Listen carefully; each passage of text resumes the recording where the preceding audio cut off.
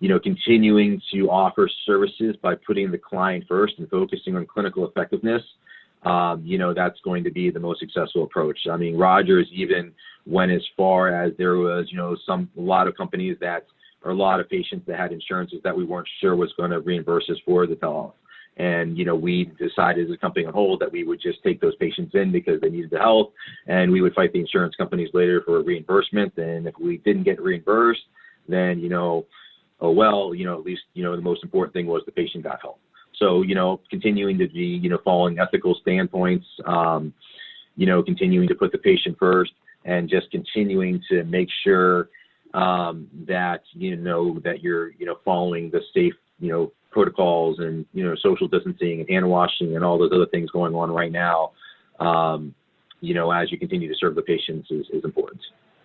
Yeah, I think putting the patients first is powerful, and a lot of companies say they do it, only some act on it, right? Because it takes a lot to really do it. And, in terms of whether it's insurance companies or contracts or other kind of prohibitive factors, if you're putting the patients first, if you're treating anyone, that'll come back to you in terms of the reputation of your business, in terms of relationships with referral sources, because a lot of those are going to come from there, word of mouth referrals. There's just so many other benefits. I think sometimes in a silo, it's easy for people to say, oh, we shouldn't do that because, we didn't get a single case agreement or whatever the barrier is.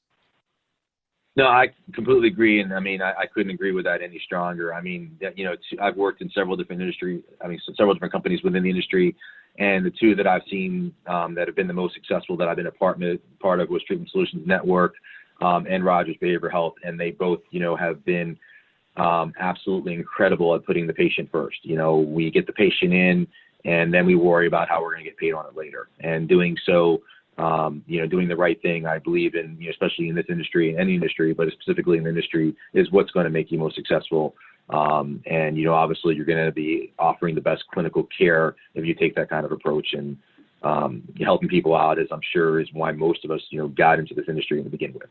It's just having that passion for helping people. And that's one of the things I love most about this industry is you can make, a decent pay and, still be able to save lives every day.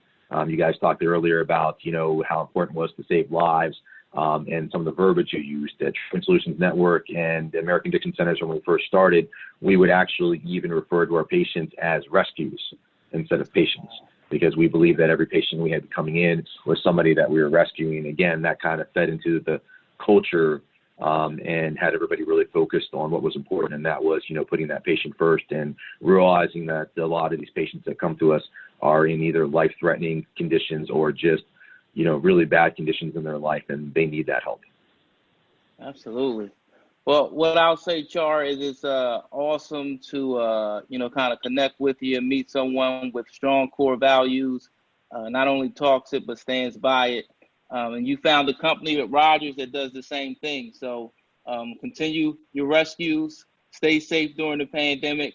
And George and I really do appreciate you kind of fitting us in. We know it was short notice, but it was definitely worth it. Appreciate you, my friend.